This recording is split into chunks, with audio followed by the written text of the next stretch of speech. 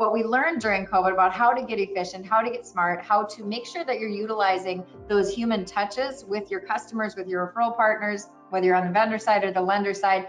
How do you automate the things that you can so that you can utilize those human touches in the best possible way?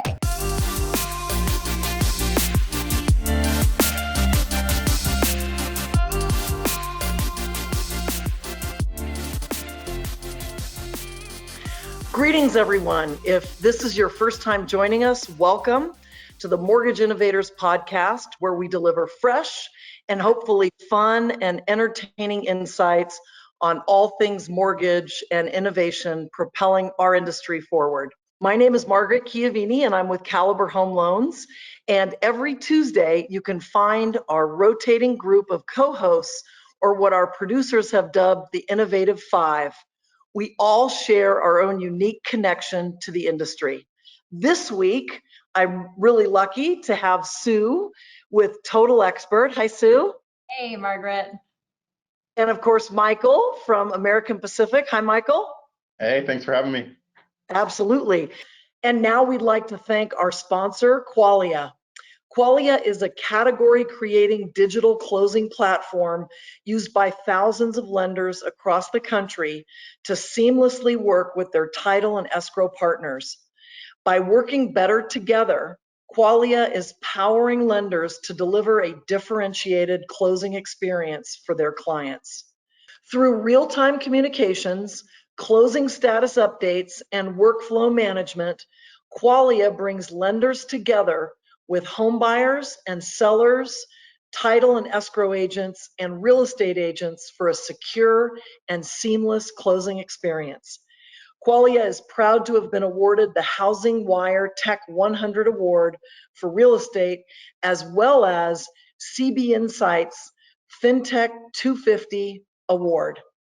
Discover how you can work more effectively with your title and escrow partners at qualia.com/innovators.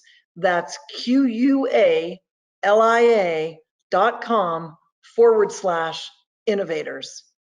So this week's going to be really fun. Our topic for this week is marketing in a post-COVID world, what lenders need to know. So I'm not saying that COVID is completely behind us, but I think we would all agree that we're coming out of it and the future looks pretty bright. And so I'd like to spend, the next 15 minutes or so talking about how do we advance forward?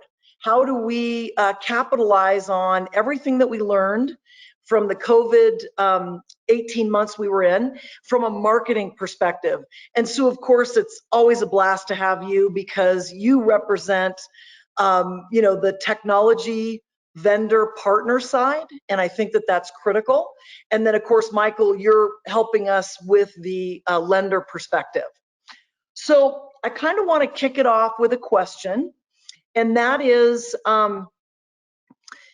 when we think about what paradigm was more challenging. Last year in February, we had a huge paradigm shift.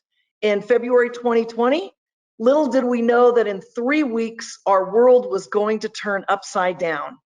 And the paradigm shift from going from the way we did business to the way we had to, as it relates to COVID, was a big one. That as one paradigm. And then now the paradigm we're facing today, which is everyone had so much business, they couldn't even handle it with refinances predominantly. And now that's shifting, and the paradigm shift that's going to be required to transition from refinance, marketing, and business to purchase.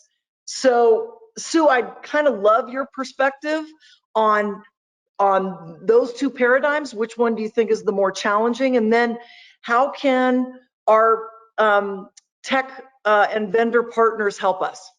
Yeah, I would, a couple of interesting things. Yes, this has certainly been a wild ride, to say the least, on a number of fronts. However, it's one of those things that everybody listening to this is probably in the mortgage industry, and let's all just take a moment and thank our lucky stars that as the world absolutely changed, and not for the better for the vast majority of people out there. We were really blessed to be in a place in the mortgage industry where, because of exactly what you just shared, Margaret, with the interest rates being so low, and honestly, the ability to probably, we were doing business and we learned how to innovate and do things in some different ways, and really had to challenge ourselves at the same time.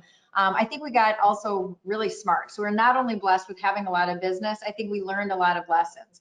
Part of what we learned is that, you can do things differently, where it does not have to be in person. And even when we think about our staffing, right? Like, I know companies that said, man, we worked for years to try to figure out how do we get more of our employees outsourced so that they're not all in one physical location. And we just, could not quite do it, couldn't figure it out, planning meetings, committees, and all of a sudden when you had to do it, you did it in the course of 3 weeks, right? Because between the volume and COVID happening, you didn't have an option but to get really clever and really creative. So I think it flexed some interesting muscles for the industry, because it wasn't about just iterating off of what we normally do and finding new ways to be a little bit better. We completely had to truly innovate, whether it be on the vendor side or the lender side, and really throw out a lot of the old and say, okay, what do we do now? I will say that as we start to make this shift into, I think that will serve us well as we start to make this shift going out of that refinance volume into purchase volume. Although as I say that coming out of my mouth, there's still a lot of refinancing volume out there. There's more than people anticipated. I mean, it's crazy when you look at what's happening. Still a lot of refinance volume to be done. But as we know that we've got to make sure that we've not lost our muscle memory on how to do that purchase volume, right? And so I think for the leaders that are listening, or the loan officers that are listening, I'm thinking about the habits that people got ingrained with, everybody was kind of sitting around, with the phone just ringing, and it was like, just how fast can you take the phone calls? How quick can you take the app? It wasn't that many years ago when that was not the situation we were in, right? Where you had to be hungry, you had to be going after, you had to be doing things different. Margins are really thin, right? So let's not lose the lessons that we had pre-COVID, where we knew we had to do things different with purchase business. But what we learned during COVID about how to get efficient, how to get smart, how to make sure that you're utilizing those human touches with your customers, with your referral partners, whether you're on the vendor side or the lender side. How do you automate the things that you can so that you can utilize those human touches in the best possible way? When you look at the numbers, Margaret, we know that kind of what's expected for purchase volume is about 5 million transactions. And there's about 584 loan officers that are out there. You do the math on that, that's about 9 purchase loans per loan officer. And that probably doesn't sound super sexy and appealing to any loan officer who might be listening to this, right? So it's all about how can we take the lessons that we did learn about how to be fast, how to be efficient, how do we do more, but changing that into how are we being a little bit more proactive with referral partners, with our customers, and ensuring that we're the person that's going to get, hopefully more than 9 per loan officer as we look to the big shift. Yeah, that's great.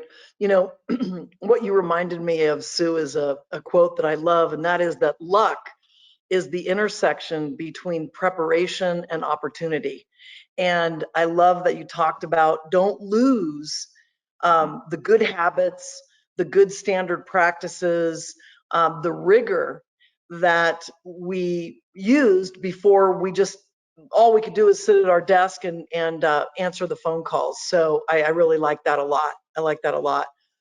Michael, what about from your perspective? And maybe you can even talk about as an enterprise, and then also as the individual loan officer, what is marketing going to look like? What do they need to focus on?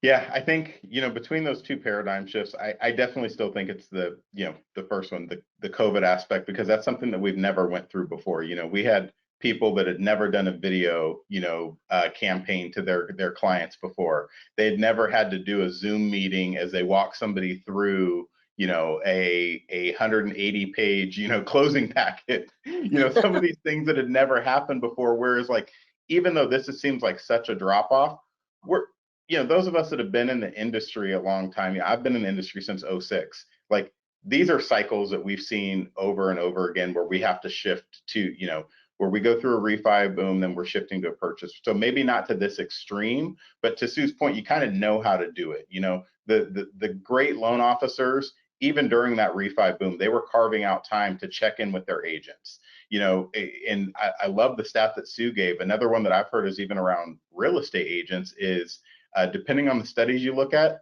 there's more licensed real estate agents in the US than there are inventory right now. Wow. That's wild. You That's think amazing. so those are the types of things of also too, I think when you talk about marketing, you know, from really both, you know, I think as an enterprise, it's partly our responsibility to have those options for our loan officers to then implement. But I think some of it is around that, like, what are you doing to support your agents? You know, what are you doing to really help partner and, you know, help them because they're going through a tough time right now. You know, the amount of time that they've got, you know, buyers that are out looking for homes, they're showing homes, and by the time they schedule the appointment and show up, there's already 10 offers on that house, and it's like, why even bother walk my clients through it?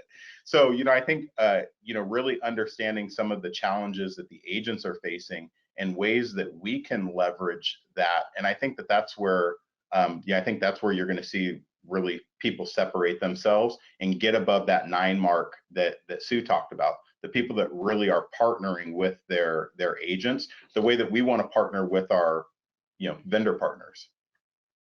Isn't it cool that empathy and compassion are now a competitive advantage? You know, that's really neat. That's Yep. really neat. Do you guys feel like COVID changed us forever? 100% in my opinion, because I think when you think of things, there are certain things you can never unsee. You know, once something's out of the bag, you can't really put it back in. So again, I think, you know, some of the cutting edge people in the mortgage space were already really leveraging technology or on that path, but we got pushed into it, you know, to a point that I don't think we're ever going to go backwards from. So, you know, I definitely think that it changed us forever, and really, I think in a good way, because I think that we were, you know, we were one of the industries that, in my opinion, was still kind of lagging behind in a lot of tech spaces. And I think it's because of all the different hands in the pot. You know, where you've got to be on the same page with your real estate offices, you got to be on the same page with title, escrow, insurance, all of these various third parties that need to be hopefully in one centralized kind of ecosystem where we really weren't. And that's where I think we're heading more and more towards, and I think it's going to create more of these opportunities just from what I'm seeing. I would, you know, I agree with that, Michael. And I think, yeah, people will probably, you know, think about things as like before 2020 and after. And it's funny because even when people will talk about like, well, how long ago did you do X? 2020 is like a blank space for me. I mean, it's like I'll tend to say, well, it's about a year ago. And I was like, nope, because it wasn't during COVID. So it must have been a year and 9 months ago or whatever. So it is, I think there is kind of a before and an after. But I would agree with what you said that I think for our industry, certainly, again, we had a lot of blessings during the last year because, you know, again, given a lot of economic and other challenges out there, our industry was not only thriving, but I think we also had the opportunity to help a lot of people as well, to really, you know, people that were in very challenging situations, we had the opportunity to, you know, to show up as the good guys. Well, you know, whereas if you go back to 2008, we were the bad guys. You know, we got to be the good guys and really, like, you know, help people understand what their options were. I do think, you know, one of the other things that I've noticed a big shift on that I know is going to be really good as we think about having to be more speedy with what you're talking about, the environment we're in right now, is really just all of the data that is not only the data that's coming to light, the insights that are coming to light, but making those data and insights actionable. I know that's a lot of the talk that I'm hearing from both the great lenders that are out there like APM and the great vendors that are out there are really talking about, we've got this mountain of data out there, knowing that we got to be fast and we have to make that data actionable. How can you, instead of being like, oh, I got this call and now I'm going to react to it, how can we be a little smarter about proactively understanding, what our customers, where they're at in their financial journey, and how do we get ahead of that so that we're the ones that are there educating them. So it's not even a question of that I'm going to be the person helping them. I'm going to make sure that they're prepared. I'm going to do everything that I can to ensure that they and my real estate agent partner are going to be the first ones in line. And so I'm seeing a lot of really good things happening on kind of that, data, insights, action flywheel. A lot of people paying attention to that and just ensuring that, again, we're being as efficient as possible and being as smart as possible about how we can proactively be plugging into what's happening with our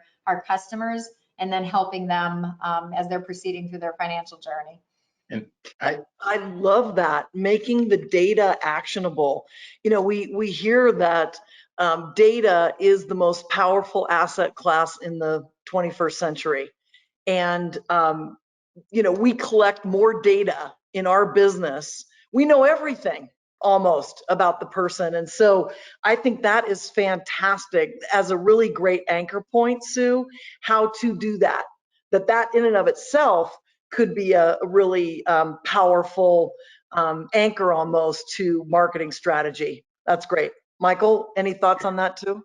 yeah, I think it's spot on, because I think, historically, a lot of the automated marketing that we have is more transactional. It's when this happens in the system, then this goes out. And it's I think where this shift is heading now is you have the AI and the intelligence out there in systems like a Total Expert, where you can make it more relational. Did you open an email that I sent you? And if you did, then I'm going to put you on this track versus this track. Were you looking at a certain, certain product type? Well, I'm going to have a different marketing campaign more towards this type of product than this, because based on what you clicked on in an email that I sent.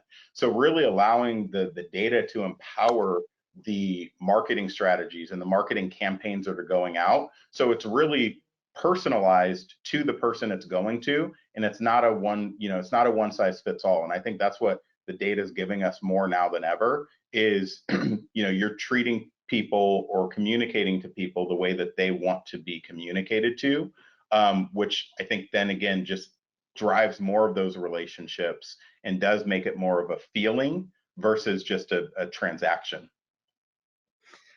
And how powerful to almost even change the perspective on what does marketing mean, just like that. Mm-hmm. That it is actually the intersection of using data, still keeping that connection, and understanding, what customers want more high touch, what customers want less, and then, as you're saying, Michael, understanding what's going to appeal to one segment versus another.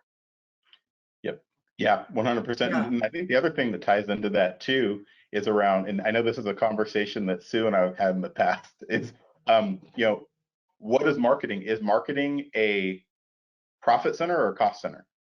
Mm-hmm. Yeah. And depending on who you talk to, you're going to get very, very different answers. But I think from a lender perspective, and really even down to a loan officer, that's a key question for, I think, people to ask themselves, because I think that's going to actually drive some of your marketing strategies and what you're willing to do. That sounds like a fabulous topic for an upcoming podcast. It does. I like that.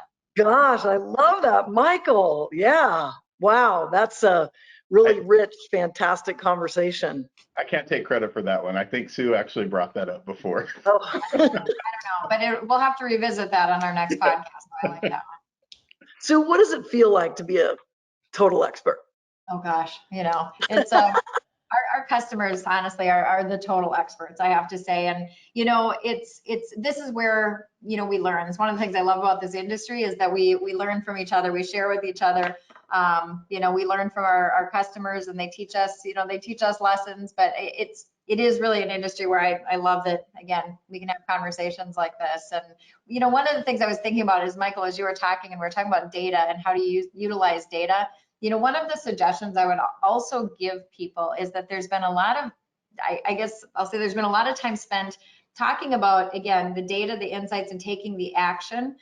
We have, to your exact point earlier, Margaret, so much data about our customers, But I also think sometimes lenders stop short of proactively asking questions of our customers. And where are you at? Where are you at in your life journey? What resonates with you more? Are you more thinking about a second home? Are you thinking about starting a business? Do you have kids that people are generally fairly open to kind of, especially once they've been, working, if it's a past customer or somebody that they've opened that door with, people want information that's particular to them.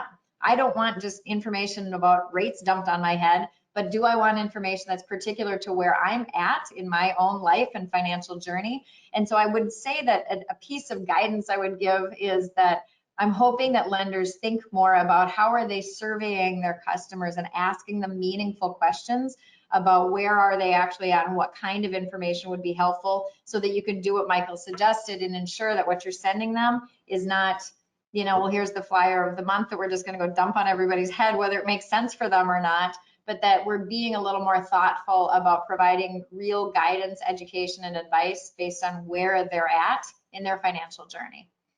Yeah, I mean, that is so fantastic, Sue, because I think that's a trap that a lot of people get into, is thinking that they actually know what the other person wants and is interested in. And so I think developing that as almost an innate habit, practice, would be really powerful. We are actually coming to the end of this episode. What a fabulous conversation. Thank you both. And I love that, Sue, as a practical thing. Michael, any one practical, what advice you would give in terms of, marketing or the way to think about it in order to maximize, the rest of 2021 for the lenders? I think really checking in with your agents, and I think to your point around asking the questions, of the clients of where they're at in that journey. I think also checking in with your agents, what support do they need? What's going to help them, get more of those offers accepted, and really catering to your agents' needs it should be a really key focus for lenders and loan officers out there. Fantastic. Well, Sue, thank you so much. Michael, thank you. Love this conversation. Look forward to our next one. And to all of our listeners, thank you for listening to today's episode. If you liked what you heard, please make sure to subscribe to Mortgage Innovators YouTube channel or wherever you podcast. So we look forward to the next great conversation. So long.